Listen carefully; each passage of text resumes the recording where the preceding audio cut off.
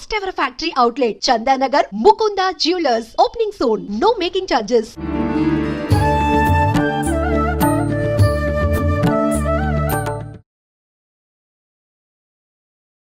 నమస్కారం, welcome to I dream. ధర్మ మార్గం విత్ విజిత కార్యక్రమానికి స్వాగతం. ప్రస్తుతం మనతో పాటు ఉన్నారు గీతా ప్రచారకులు పూజ్యశ్రీ స్వామి స్థిత ప్రజ్ఞానంద సరస్వతి గారు. ఇప్పుడు వారితో మాట్లాడి మరిన్ని విషయాలు తెలుసుకునే ప్రయత్నం చేద్దాం. నమస్తే అండి. హరి ఓం. నమస్తే. హరి ఓం. ఓంకారం, ఓంకారం యొక్క ప్రాధాన్యత ఏంటి, దాని విశిష్టత గురించి తెలియజేయండి. ఓంకారము అంటే అమ్మ, వాస్తవానికి మన యొక్క జీవితము, యావత్ జగత్తు, జీవ, ఈశ్వర, ఈ మూడింటి యొక్క స్వరూపమే ఓంకారం. ఎందుకంటే వేదములు ఉన్నాయి కదా, వేదములు మొట్టమొదటిసారిగా 3 వేదములుగా ఉండేవి. అవి తరువాత కాలంలో 4 వేదములుగా అయ్యాయి. అందుకే మనకి చతుర్ముఖ బ్రహ్మకి 4 శిరస్సులు ఉంటాయి. 4 శిరస్సుల నుండి 4 వేదములు వచ్చినాయి అంటారు కదా. ఆ 4 వేదములు మొదటిసారిగా ఋగ్వేదము, యజుర్వేదము, సామవేదము, ఆ 3 వేదములు కలిపి గాయత్రి మంత్రముగా 3 పాదములలో వచ్చింది. ఆ 3 పాదముల నుండి వ్యాహృతిస్ అంటారు. భూహు, భువ, సువహ అని మనకి పంతులు అని పండితులు చేస్తుంటారు. సో ఆ 3 వ్యాహృతుల నుండి అకారం, ఉకారం, మకారం వచ్చింది. ఆ 3 అక్షరముల నుండి ఓంకారం వచ్చింది. అంటే మొట్టమొదటిసారిగా ఆ బ్రహ్మాజీ నుండి ఉచ్చరించిన శబ్దమే ఓంకారము. అందుకే దాని పేరేంటి? ప్రణవః. ప్రణవ అంటే ఏంటి? నవ అంటే నామం, ప్ర అంటే ఉత్తమమైనటువంటి, అంటే ఈశ్వరుని యొక్క నామము శ్రేష్టమైన పేరు ఏంటంటే ప్రణవః, ఓంకారం. అందువలన అది ఏకాక్షరం. తల్లి గర్భంలో ఉన్న బిడ్డ తల్లి ఎలాగైతే 2 కాదో, ఓంకారములో ఇమిడి ఉంటుంది అకార, ఉకార, మకారం. అకారం అంటే సృష్టి, జగత్తు యొక్క సృష్టి. ఉకారం అంటే దాని యొక్క స్థితిని తెలియజేస్తుంది. మకారం అంటే లయం. ఇప్పుడు సముద్రంలో ఒక బుడగ వచ్చింది, అది సృష్టి. కొంత సమయం ఉంటుంది స్థితి, మళ్ళీ సముద్రంలో కలిసిపోతుంది, లయం. అందుకే అకారం అంటే బ్రహ్మ, ఉకారం అంటే విష్ణు, మకారం అంటే శివ, అకారం అంటే సరస్వతి, ఉకారం అంటే లక్ష్మి, మకారం అంటే దుర్గా. ఈ విధంగా మీరు యావత్ సృష్టి అంతా అకార, ఉకార, మకారాత్మకం. అందువలన ఆ ఓంకారాన్ని మనము పూర్తిగా ఓమిత్యేకాక్షరం బ్రహ్మ వ్యాహరన్ మామనుస్మరన్ అని భగవద్గీతలు చెప్పారు. అంటే ఈ విధంగా భూత, భవిష్యత్తు, వర్తమానం ఓంకారమేవా. సర్వం సృష్టి, యావత్తు సృష్టి, స్థితి, లయ ఓంకారమేవా. అర్థమైందమ్మా? సో ఆ ఓంకారమే సకల వేదముల యొక్క సారం. అందువలన ఆ ఓంకారము 2 రకాల ఈశ్వర తత్వాన్ని తెలియజేస్తుంది. ఒకటి సగుణ రూపంగా ఉన్న ఈశ్వరుని కూడా ఓంకారం తెలియజేస్తుంది. నిర్గుణ ఈశ్వర స్వరూపాన్ని కూడా ఓంకారం తెలియజేస్తుంది. సో నిర్గుణ ఈశ్వర స్వరూపాన్ని మనం దర్శించలేము. కానీ దర్శించాలంటే మనకు ఒక చిన్న సింబల్ కావాలి, చిహ్నం లాంటిది. ఇప్పుడు భారతదేశం అంతా విస్తరించి ఉంది. నమస్కారం పెట్టినది ఎక్కడ పెడతాం? సో భారతదేశం అంతటికి ఒక గుర్తు, ఒక జాతీయ జెండా. ఓకే, జాతీయ జెండాకి నమస్కారం పెట్టు, సెల్యూట్. అదేవిధంగా ఈ వ్యాపించి ఉన్నటువంటి పరమాత్మ నిర్గుణ ఓంకారానికి ఒక ప్రతీకగా ఓంకార ఉచ్చారణ చెయ్యాలి. ఎలా చెయ్యాలి? అకారం అంటే ఓంకారం ఓ అని ప్రారంభించి ఇలాగ ఒక మనకి ఒక వేవ్ లెంత్ ఫ్రీక్వెన్సీ బ్యాండ్ పెడుతుంటాయి కదమ్మా, ఇలాగ ఓ అని స్లోగా పెంచుతూ ఉత్కృష్టమైనటువంటి ఒక లెవెల్కి తీసుకెళ్ళి మళ్ళీ స్లోగా తగ్గించుకుంటూ ఓం. సో ఓంకారం అనేది అక్షరాలు చూసుకుందాం. మీరు పెదవులలో ఓపెన్ చేసిన వెంటనే ఒక శబ్దం వస్తుంది. ఏంటి శబ్దం తెలుసా? ఏంటి? ప్రతి ప్రాణి ఇలాగా నోరు ఇలాగా పెదవులు ఓపెన్ చేసిన ఒక శబ్దం వస్తుంది, దాన్ని అకారం. మీరు పెదవులు ఇలా మూసి ఇలా ఓపెన్ చేయండి, సో కొంచెం శబ్దం రావాలి బయటికి. శబ్దం ఎందుకు వస్తుంది? జస్ట్ అంటే స్లో అవ్వచ్చు మోషన్, కానీ ఒక సౌండ్ వచ్చిందంటే అకారం. ఏదైనా మాట్లాడే ముందు నోరు ఓపెన్ చేస్తాం కదమ్మా, ద బేసిక్ సౌండ్ అకారం అన్నమాట. ఓకేనా? మరి మనకి ఎన్ని అక్షరాలు ఉన్నాయి మన తెలుగు భాషలో? ఎన్ని? అక్షరాలు 56. Very good. మర్చిపోయారేమన్నా నాకు భయం వేసింది. చివరి అక్షరం ఏంటి? హా. రైట్. మొదటి అక్షరం ఏంటి? ఆ. ఆ హా. క్లోజింగ్లో వస్తుంది అహం. అది ఈశ్వరం. ఎవరండి? అహం అంటే నేను. అహం అంటే సంస్కృతం, తెలుగులో నేను దాని అర్థం. అంటే అందుకే సంస్కృతంలో అహం. బ్రహ్మదేవుడు మొట్టమొదటి సృష్టి అయినప్పుడు అన్ని చూశాడు, ఎవరు లేరు, భయపడ్డాడు. భయపడాలి, అయినా నేను ఎందుకు భయపడాలి? రెండోది ఏదైనా ఉంటే కదా భయపడాలి, ఎవరు లేరు కాబట్టి అహం అన్నాడు. అహం అంటే పరమాత్మ ఒక్కటే అర్థం. అహం బ్రహ్మాస్మి అదనమాట. అహం అన్నా బ్రహ్మన్న ఒకటే, నేనే బ్రహ్మ అయి ఉన్నాను, అహం బ్రహ్మాస్మి. మన సినిమాలో బాగా చూస్తాం, ఆయన దిగుతాడు అహం బ్రహ్మాస్మి. ఈ సీరియల్ ఉంటాయి చూడండి, హరహర మహాదేవులు అన్నింటిలో మీరు చూసి ఉంటారు, అంతే కదా. సో ఇలాగనమాట. అందువలన ఆ శుద్ధమైన అధిష్టానంలో ఉన్నటువంటి అహం అది పరమాత్మ. ఓకేనా? ఆ అహం అన్నా ఓం అన్న ఒక్కటే. ఇప్పుడు చూసారా, ఓంకారం కిన్ని, అహం కిన్ని, బ్రహ్మకి మూడింటికి లైన్ అయ్యిందా? అహమన్న, ఓమన్న, బ్రహ్మన్న, విష్ణున్న, శివన్న, దానికి ఆత్మ అంటారు. ఆత్మ. అందుకే ఆత్మ ఎక్కడ బయట ఉంటుంది, లోపల ఉంటుందా? లోపల ఉంటుంది. లోపలే కాదు, బయట లోపల ఉంటుంది. బయట లోపల ఉంటే ఏమి ఉండదు. యాక్చువల్లీ మీ ముందే చెప్పాను, ఆకాశములు. ఇప్పుడు ఈ గది ఉంది కదమ్మా, ఈ గదిలో ఆకాశం ఉందా, బయట ఉందా ఆకాశం? చెప్పండి. మరి గది లోపల ఉన్నది ఏంటి? ఖాళీ. ఈ ఖాళీ ప్రదేశం ఏంటంటే ఏమంటారు? ఆకాశమే.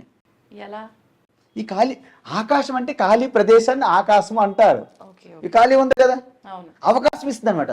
ఏమైనా స్పేస్ ఉందని కూర్చోడానికి అంటారు, no space, no space. Space అంటే ఆకాశం, అంతే కదా. అందువలన ఆకాశం ఇప్పుడు లోపల ఉందా, బయట ఉందా? ఎక్కడైనా ఉన్నది. లోపల బయట ఏంటి? మన అజ్ఞానం ఏంటి? ఎందుకు? ఆకాశంలో ఇల్లు ఉంది, లోపల బయట ఏంటి? ఆత్మ కూడా వ్యాపించి ఉన్నది ఆకాశం కంటే. ఎందుకు? ఆకాశం ఆత్మలో ఉంది. ఓకే అమ్మా. సో ఈ ఆత్మలో ఆకాశం ఉన్నప్పుడు సర్వం ఆకాశంలో ఉన్నాయి. ఇప్పుడు లోపల బయట ఏమంటాం అంటే, ఈ శరీరాన్ని మనం ఆధారం తీసుకొని లోపల బయట ఉంటున్నాం. వాస్తవానికి శరీరం కూడా ఆత్మలోనే ఉంది. అవును. అందుకే ఈశ్వర అన్న ఆత్మ అన్న ఒక్కటే, ఆత్మన్న పరమాత్మన్న ఒక్కటే. శుద్ధమైన నెయ్యి, నెయ్యి అంటారు, విన్నారా? శుద్ధమైన నెయ్యి, నెయ్యి ఏమైనా తేడా ఉంటుందా? అంటే మీరు ఏదో కల్తీ చేస్తే తప్ప. పరమాత్మకి ఆత్మ తేడా లేదు, కానీ అందువలన పరమాత్మయే ఉన్నది.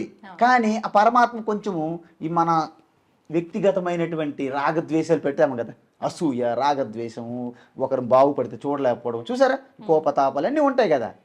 అందువలన ఇవి ఎప్పుడైతే పరమాత్మ యాడ్ అయ్యాయో అజ్ఞానం అయిందా, జీవాత్మగా మారిపోతాం. మరి జీవాత్మ అజ్ఞానం వదిలిపోతే పరమాత్మ మారిపోదు. అదే శివోహం. సో అందువలన ఓంకారం అనేది మన సృష్టిలో దేన్ని చూసుకుని 3 రకాలుగా ఉంటాయి. అకార, ఉకార, మకారాత్మకము. రంగులు తీసుకుందాం. ఎరుపు రంగు ఏంటి? సృష్టి అనుకోండి, అకారం. తెలుపు రంగు ఉకారం, నలుపు రంగు మకారం. మకారం చెప్పాను కదమ్మా. సో ఈ విధంగా మనం చూసుకుంటే ఈ భూమి సృష్టి అనుకుందాం, లేకపోతే తెలుపు రంగు అనుకుందాం. సూర్యుడు ఎరుపు రంగు అనుకుందాం, చంద్రమ నలుపు రంగు. లేకపోతే భూమి నలుపు రంగు తీసుకోండి, చంద్రుడు తెలుపు తీసుకోండి, సూర్యుడు రెడ్. 3 రంగులు వచ్చాయా? సో అందువలన సృష్టిలో ఉన్నది ప్రతి ఒక్కటి అగ్ని, నీరు, భూమి. అదేవిధంగా భూలోకము, అంతరిక్షలోకము, స్వర్గలోకము, ఇవన్నీ కూడా ఓంకారమే. అందుకే వేదంలో ఏం చెప్పారు? సర్వే వేదాయ పదమామనంతి తపాంసి సర్వాణి చ యద్వదంతి యదిచ్ఛంతో బ్రహ్మచర్యం చరంతి తత్తే పదం సంగ్రహేణ బ్రవీమి. ఓం ఇత్యేతత్. యమధర్మరాజుకి అడిగాడు నచికేత కఠోపనిషత్తులు, మనం ఈ సృష్టి అంతటికి మూలమేంటి? ఇవన్నీ ఎక్కడి నుంచి వస్తున్నాయి, ఎక్కడ పోతున్నాయి? సృష్టి ప్రళయం అయిపోయినా చివరికి మిగిలేది ఏమిటి అది చెప్పండి అన్నారు. యమధర్మరాజు ఏం చెప్పాడు? ఇందుకు ఆయన department, Yamadharmaraju is department head కదా, ఆయనే చెప్పాలి. ఇంకెవరు చెప్తారు? మీరు నేనేం చెప్తాము? విజిత గారు ఏమా ఆవిడ చనిపోతే ఆయన ఏమవుతారు చెప్పండి, మీకు ఎలా తెలుసు? మీరు మృత్యుదేవత కాదు కదా. Yamadharmaraju is the right person, right? Yamadharmaraju కూడా నిమిత్త మాత్రుడు కాదా? అంటే ఆయన భగవంతుడు ఏది చేయమంటే అది చేసే ఒక, మన భాషలో చెప్పాలంటే ఉద్యోగి అన్నట్టుగా. Wonderful wonderful. అది అలాగ అడుగుతుంటా, నేను చెప్తుంటా. వాస్తవానికి ఈ విశ్వము, ఈ ప్రపంచము, సృష్టి విశ్వమంతా కూడా ఒక ప్రభుత్వం అనుకుంటే దాంట్లో ఒక మంత్రి యమధర్మరాజు. ఆయన డిపార్ట్మెంట్ ఏంటి? న్యాయము, అంటే లా అండ్ ఆర్డర్. జడ్జ్ మాదిరిగా లా అండ్ ఆర్డర్. ఇప్పుడు లా అండ్ ఆర్డర్ చూసారా? ఎవరి మీద అయితే మనకు పడదో వాళ్ళ మీద కేసులు పెట్టి లోపలేసేస్తున్నారు. ఈ టైప్ ఆఫ్ లా ఆర్డర్ కాదు, లా అండ్ ఆర్డర్ కాదు. ఒక నిష్పక్షపాతంగా, ఒక పార్షియాలిటీ లేకుండా, ఇంపార్షియల్, ఏంటి పార్షియాలిటీ లేదు, అలాంటి లా అండ్ ఆర్డర్, ధర్మం. అందుకే ధర్మ దేవత అంటారు. అందుకే మహాభారతంలో ఆ యమధర్మరాజు యొక్క వరప్రసాదమే ధర్మపుత్ర, యుధిష్ఠిర. ఓకే అమ్మా, ఇది ఓంకారం. అందువలన మనము నిర్గుణ నిరాకార పరమాత్మే ముఖ్యమైనటువంటి చివరి సత్యం. దాన్ని చేరుకోవడానికి మనకు ఒక ఆలంబన కావాలి. అందువలన ఓంకారం అనేది ఒక సింబల్. ఈ ఓంకారంతో ప్రారంభించి నిర్గుణ ఓంకారానికి చేరుకోవచ్చు.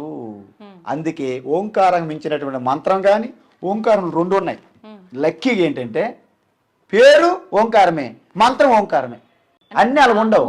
మంత్రం 2, రామ నామము మంత్రము, అలాగా. అందువలన ఓంకారము 2 in 1 అనమాట, మల్టీపర్పస్. అది ఓంకారము. అందువలన ఓంకారం ఉచ్చారణ ఎలా చేయాలి? కొంతమంది తప్పు చేస్తున్నారు, అందుకే చెప్తున్నా. కొంతమంది ఓంకారం ఏం చెప్పాను? ఆ ఊ మా అని చెప్పాను. వాళ్ళు ఎలా ఉచ్చరిస్తారు? ఆ ఊ మా.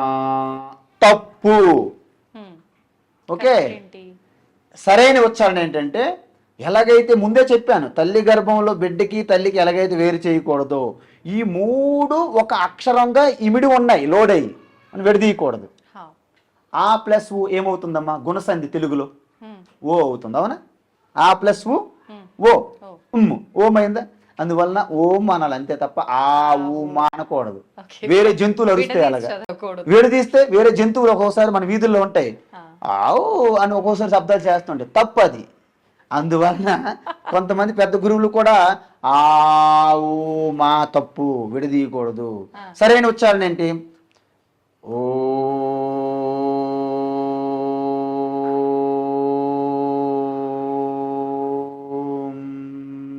అంటే అంటే స్టార్టింగ్లో అలాగా ప్రారంభించి ఒక లెంత్, ఉత్కృష్టమైన లెంత్కి వెళ్ళి మళ్ళీ స్లోగా లాగాలి.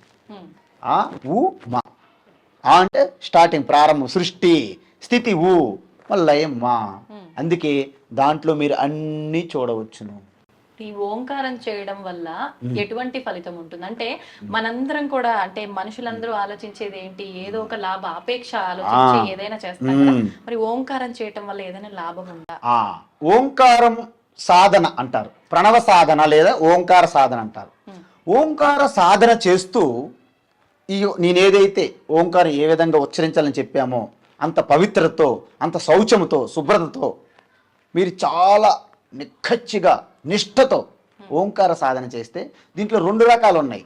కొంతమంది కోరికలతో చేస్తారు, కొంతమంది నా ఆధ్యాత్మిక వృద్ధి, నా అంతఃకరణ శుద్ధం కావాలి, నాకు ఏకాగ్రత కావాలి, కాబట్టి నాకు ఆత్మజ్ఞానంతో నాకు మోక్షం కావాలి అనుకునే వాళ్ళు రేరుగా ఉంటారు. వారు ఓంకారం ఎటువంటి కోరిక లేకుండా సాధన చేస్తారన్నమాట. ఎలా చెయ్యాలి? డౌట్ అండి, మీరు చెప్పిన రెండిట్లో ఒకటేమో ఆత్మ సాధన కోసం, మోక్షం కోసం అని చెప్పన్నారు, ఇంకోటేమో కోరికలు తీర్చు. ఇది కోరుకోవడం కూడా కోరికే కదా. ఏది కోరుకోవడం? మోక్షం రావాలి అని చెప్పి. వండర్ఫుల్. ఇది అలాగ అడగాలి. అంటే నాకు మోక్షం రావాలని ఎప్పుడు కోరుకుంటారంటే, నేను బంధనంలో ఉన్నాను కాబట్టి మోక్షం రావాలని కోరుకుంటారు. ఓకేనా? నేను ఎప్పుడైతే జైల్లో ఉన్నానో, చెంచలగూడ జైల్లో నేను ఉన్నాను, నాకు బెయిల్ కావాలి. మీరు బయట ఉన్నారు, మీకెందుకు బెయిల్? అందువలన నేను ఎప్పుడైతే సంసారిని బంధనంలో ఉన్నానని భావిస్తున్నానో నాకు మోక్షం వైపు కోరిక కావాలి. కానీ ఒక గృహస్థుగా ఉండి రెస్పాన్సిబిలిటీస్ అన్ని వ్యవహరించాల్సిన ఆ ధర్మంలో ఉన్నప్పుడు మళ్ళీ మోక్షం కావాలి అంటే వీటి నుంచి విముక్తి పొందడం కదా, అది కరెక్ట్ అయిన బాధ్యత అంటారా? కరెక్టే అంటారా? గృహస్థ అనేది ఒక కర్తవ్యం, ఒక బాధ్యత. ఆ బాధ్యత చేస్తూ అసలు మానవ జన్మ యొక్క లక్ష్యం ఏమిటి, గమ్యం ఏమిటి అంటే, మానవ జన్మ యొక్క గమ్యం ఏంటంటే మానవత్వము నుండి మాధవత్వం పొందడమే మన యొక్క లక్ష్యం. కేవలం మనిషిగా ఉంటూ మనము పెళ్లి చేసుకొని సంపాదన చేస్తూ వాళ్ళు పెళ్లి చేసి మనం ఇలా భూమిలో కలిసిపోవడం, దానికి మానవ జన్మ అక్కర్లేదు. మానవ జన్మ మీరు సాధించింది ఏమిటి? నిద్ర, ఆహారము, ఏవో భోగాలు, ఇవన్నీ మిగతా జంతువులు క్రిమికీటకాలు కూడా పొందుతున్నాయి. మీకు చిన్న ఉదాహరణ. ఒకసారి వ్యాస మహర్షి అరణ్యములో సంధ్యావందనాది కార్యక్రమం చేసి వెళ్ళిపోతున్నారంట. ఒక రోడ్డు రహదారిలో వెంటనే ఒక్కసారి ఒక కీటకం ఉంది, ఈగ, ఒక కీటకం లాంటి క్రిమి చాలా స్పీడ్గా వెళ్తుందట రోడ్డు దాటి. వెంటనే వ్యాస మహర్షి చూశాడు, బా ఏంటి ఇంత స్పీడ్ వేగంగా వెళ్తున్నది అని తన తపశ్శక్తితో ఆ యొక్క కీటకానికి మాట్లాడే శక్తి ఇచ్చాడు. ఇచ్చి అడిగారు, ఏమి కీటకం గారు ఇంత స్పీడ్గా ఇంత వేగంగా వెళ్ళడానికి కారణం ఏంటి? అయితే అన్నారంట, కృష్ణార్జునుల రథము వస్తుందట ఆ దారిలో, ఆ స్పీడ్కి నేను ఒకవేళ ఆ రథం కింద పడిపోయి ఎలాగైతే మరణిస్తున్నాను భయంతో నేను చాలా వేగంగా వచ్చాను మహర్షి అన్నది. మేమందరం ఉన్నాము, మాగలేని భయము, నీవు కీటకాన్ని నీకు ఎందుకు అంత బాధ, నీకు చనిపోతే ఏంటి నష్టం అన్నారట. అయ్యయ్యో ఎంత మాట అన్నారు, మాకు భార్య బిడ్డలు ఉన్నారు, మాకు ఇంద్రియములు ఉన్నాయి, మాకు సుఖాలు ఉన్నాయి, మీరే సుఖాలు పొందుతారు, మేము అవే సుఖాలు పొందుతున్నాం, అందువలన మా సంసారం మాకు ఉన్నది అని చెప్పిందంట కీటకం. అందువల్ల దీన్ని బట్టి మనకి ఏమర్థమైంది, మీరు చెప్పిన కోరికలు, నేను గృహస్థులని, నీ పిల్లలు పెళ్లి చేయాలి, మా అబ్బాయి ఉద్యోగం కావాలి, మా అమ్మాయికి పెళ్లి కావాలి, మేము కొత్త ఇల్లు కట్టుకోవాలి, మేము కొత్త వెంచర్లు వేయాలి, ఇవన్నీ ఈ భోగాల కోసమే కదా. ఈ భోగాల కోసం మానవజనం అక్కర్లేదంట. జంతువులు కూడా బ్రహ్మాండమైన భోగాలు సుఖాలు అనుభవిస్తున్నాయి, క్రిమి కీటకాలు కూడా అనుభవిస్తున్నాయి. కాబట్టి మానవ జన్మ ఈ భోగాలకి సుఖాలకి కోరికల కోసం కాదు, కేవలము పరమాత్మ స్వరూపములోను మళ్ళీ లయమవడానికే ఉన్నది. అందుకే మానవత్వం నుండి మాధవత్వం పొందడానికి, నర నుండి నారాయణగా పరిణితి చెందడానికి ఎలా సాధ్యపడుతుంది అంటారు? అది ఎలా సాధ్యం పడాలంటే ఆల్రెడీ మీరు నారాయణ స్వరూపం అయి ఉన్నారు, plus Narayana plus extra things. మీరు బంగారం గనుల్లో మీరు ఎప్పుడైనా చదవండి, ఆ కోలారు ఎక్కడ బంగారం గనులు ఉంటాయి కదా మైన్స్లోన, బంగారం ఉంటుంది, బంగారం ప్లస్ సమ్ డస్ట్, అనేక రకాల డస్ట్ యాడ్ ఉంటుంది. ఇప్పుడు బంగారంగా మారాలంటే ఏం చేయాలి? ఆ బంగారంతో పాటు ఉన్నవన్నీ శుద్ధి చేయాలి. నేను నారాయణగా మారాలంటే ఏం చేయాలి? నారాయణ ప్లస్ కామ క్రోధ లోభ మోహ మదమాశ్చర్యాలు ఉన్నాయి కదా, అవన్నీ జారిపోతే నారాయణగా మిగిలిపోతాం మనం.